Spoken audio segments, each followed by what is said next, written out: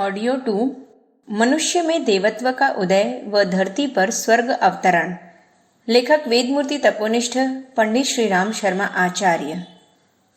देवता अगर किसी आदमी को देंगे तो गुणों की विशेषता देंगे, गुणों की संपदा देंगे। गुणों से क्या हो जाएगा? गुणों से ही होता है सब कुछ। भौतिक अथवा आध्यात्मिक जहाँ कहीं भी आदमी को उन्नति मिली है, केवल गुणों के आधार पर मिली है। श्रेष्ठ गुण न हो तो न भौतिक उन्नति मिलने वाली है, न आध्यात्मिक उन्नति मिलने वाली है। आदमी जितना समझदार है, नासमझ उससे भी ज्यादा है। यह भ्रांति न जाने क्यों आध्यात्मिक क्षेत्र में घुस पड़ी है कि देवता मनोकामना पूरी करते हैं, पैसा देते हैं, दौलत देते हैं, बेटा देते हैं, नौकरी देते हैं।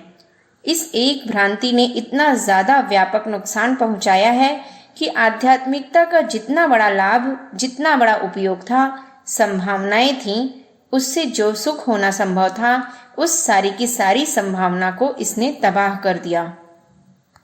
देवता आदमी को एक ही चीज देंगे और उनने एक ही चीज दी है। प्राचीन काल के इतिहास में और भविष्य में भी देवता अगर जिंदा रहेगा तो एक ही चीज देंगे और उनने एक ही चीज दी है। प्राचीन काल के इतिहास में और भविष्य में भी देवता अगर जिंदा रहेंगे तो एक ही चीज मिलेगी और वह है देवत्व के गुण। देवत्व के गुण अगर आए तब आप जितनी सफलताएं चाहते हैं उससे हजारों लाखों गुनी सफलताएं आपके पास आ जाएंगी।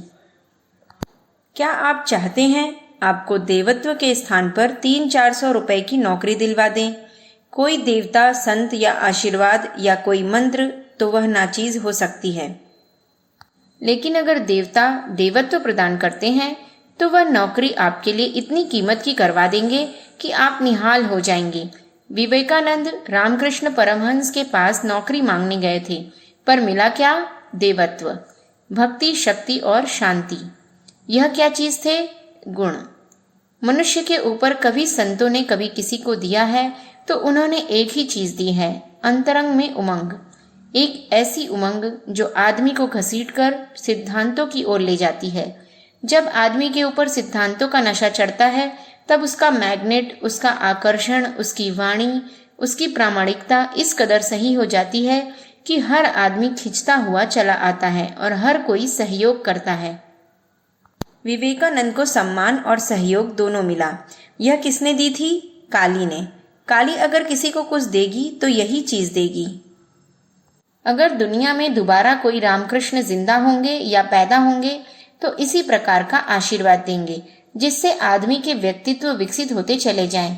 व्यक्तित्व अगर विकसित होगा तो जिसको आप चाहते हैं वह सहयोग बरसेगा। सहयोग मांगा नहीं जाता, बरसता है। आदमी फेंकता जाता है और सहयोग बरसता जाता है। देवत्व कब आता है? जब सहयोग बरसता है। बाबा साहब आमटे का उदाहरण आपके सामने है, जिन्होंने कुष्ठ रोगियों के लिए, अपंगों के लिए अपना सर्वस्व लगा दिया। यह क्या है? सिद्धांत या आदर्श है और वरदान है। इससे कम में न किसी को वरदान मिला है और न इससे ज्यादा में किसी को मिलेगा। भीख मांगने से न किसी को मिला है और न भविष्य में मिलेगा। देवता एक काम करते रहते हैं। क्या करते हैं? फूल बरसाते हैं। रामायण में कोई 50 जगह किस्से आते हैं जब देवताओं ने फूल बरसाए। फूल क्या बरसाते हैं? सहयोग करते हैं, सहयोग बरसाते हैं। फूल किसे कहते हैं? सहयोग को कहते हैं। कौन बरसता है? देवत्व, जो इस दुनिया में अभी जिंदा है। देवत्व ही दुनिया में जिंदा था और जिंदा ही रहने वाला है। देवत्व मरेगा नहीं। यदि हैवान या शैतान नहीं मर सका तो भगवान क्यों मरेगा? इंसान इंसान को देखकर आकर्षित होता है और भगवान भगवान को देखकर आकर्षित होता है। देवता देवता को देखकर आकर्षित होता है और श्रेष्ठता को देखकर सहयोग आकर्षित करता है। पहले भी यही होता रहा था, तभी भी होता है और आगे भी होता रहेगा। यहाँ देवता की प्रशंसा कर रहा हूँ। देवता कैसे होते हैं? देवता ऐसे होते हैं जो आदमी के ईमान में घुसे रहते हैं और उसके भीतर से एक ऐसी हुक, एक ऐसी उमंग और एक ऐसी तड़पन पैदा करते हैं जो सारे के सारे जाल जंजालों को मकड़ी के जाले की तरह तरीके से तोड़ती हुई सिद्धांतों की ओर आदर्शों की ओर बढ़ने के लिए आदमी के भीतर जब गुणों की कमी, कर्मों की कमी, स्वभाव की विशेषताएं पैदा हो जाती हैं, तो गुणों के हिसाब से दुनिया के इतिहास में जितने भी आदमी आज तक विकसित हुए हैं, किसी भी क्षेत्र में सफल हुए हैं और जिनके सम्मान हुए हैं, वे प्रत्येक व्यक्ति के गुणों के आधार पर बढ़े हैं। देवता का वरदान गुण और चिंतन की उत्कृष्टता है। संसार के महापुरुषों में से हर एक सफल व्यक्ति का इतिहास यही रहा है। सभी छोटे छोटे खानदानों में पैदा हुए थे, छोटे छोटे घरों में, परिस्थितियों में पैदा हुए थे, लेकिन उन्नति के शिखर पर ऊंचे से ऊंचे स्थान पर जरूर पहुंचते चले गए। कौन जा पहुंचे? लाल बहादुर शास्त्री को लीजिए, जिनके ऊपर देवता का अनुग्रह था। एक ही अनुग्रह की पहचान है जिम्मेदारी और समझदारी का होना। भक्त और भगवान के बीच यही सिलसिला चला है। इंसान के यहाँ और भगवान के यहाँ एक ही तरीका है।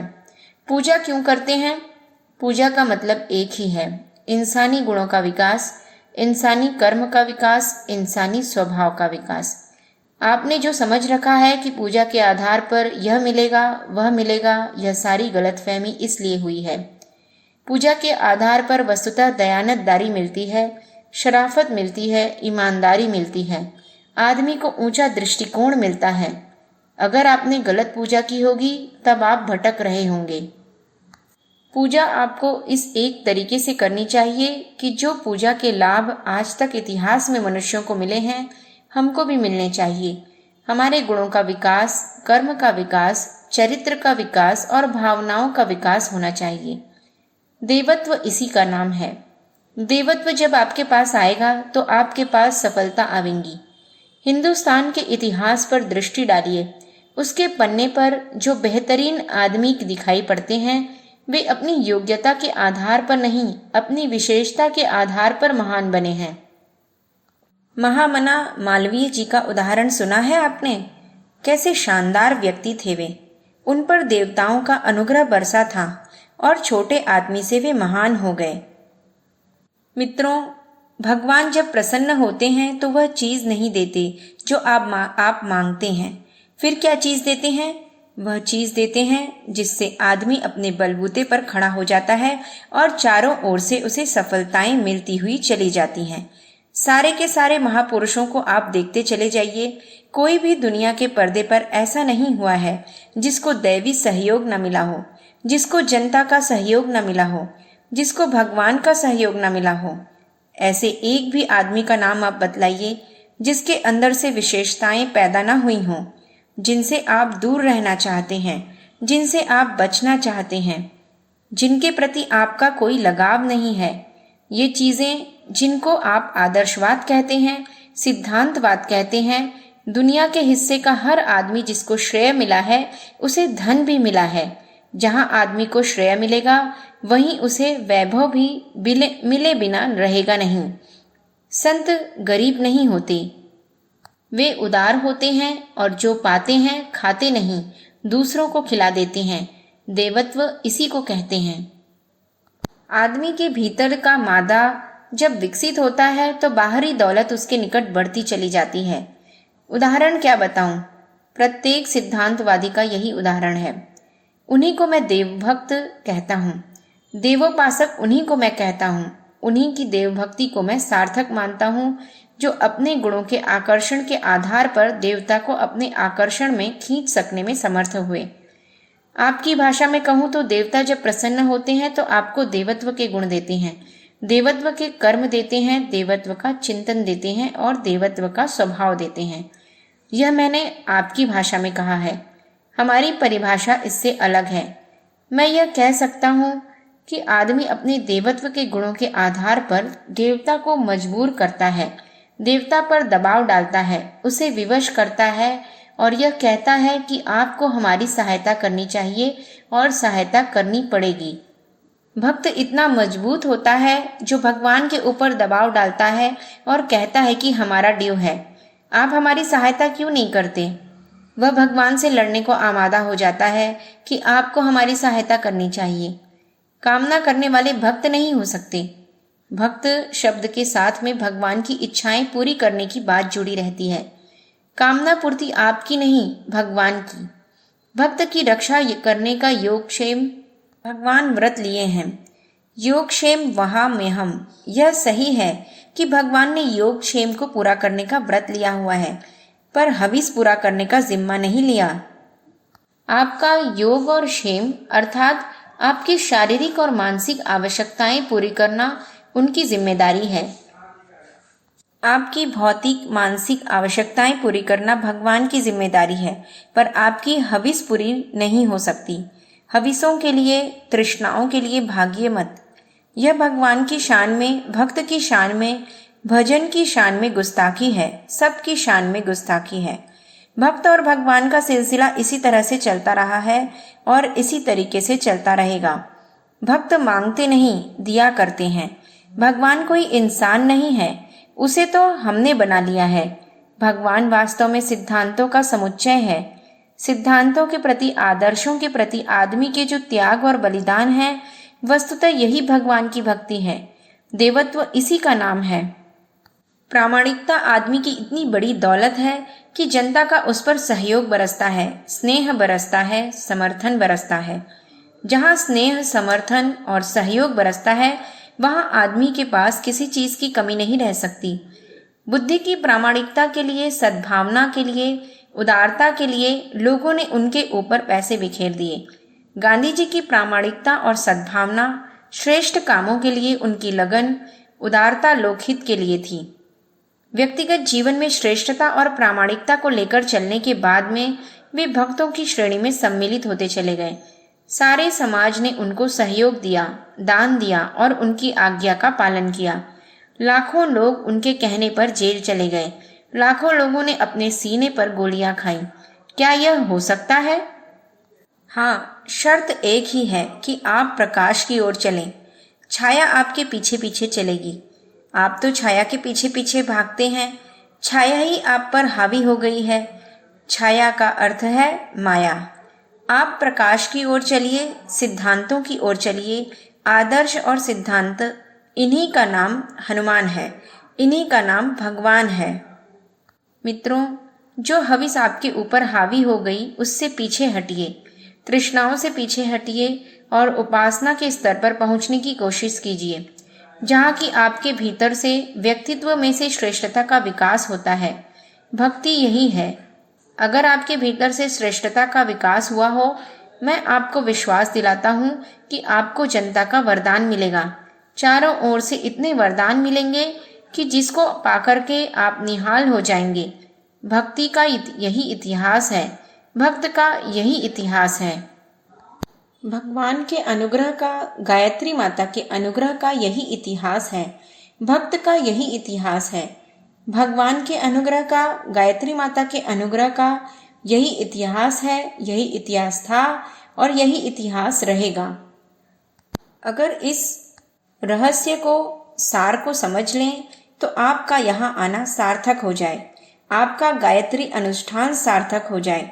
अगर आप इस सिद्धांत को समझकर जाएं कि हमको सद्गुणों के विकास करने के लिए तपश्चर्या कराई जा रही है और अगर हमारी यह तपश्चर्या सही साबित हुई तो भगवान हमको यहाँ से विदा करते समय गुण, कर्म और स्वभाव की विशेषता देंगे और हमको चरित्रवान व्यक्ति से के तरीके से विकसित करेंगे।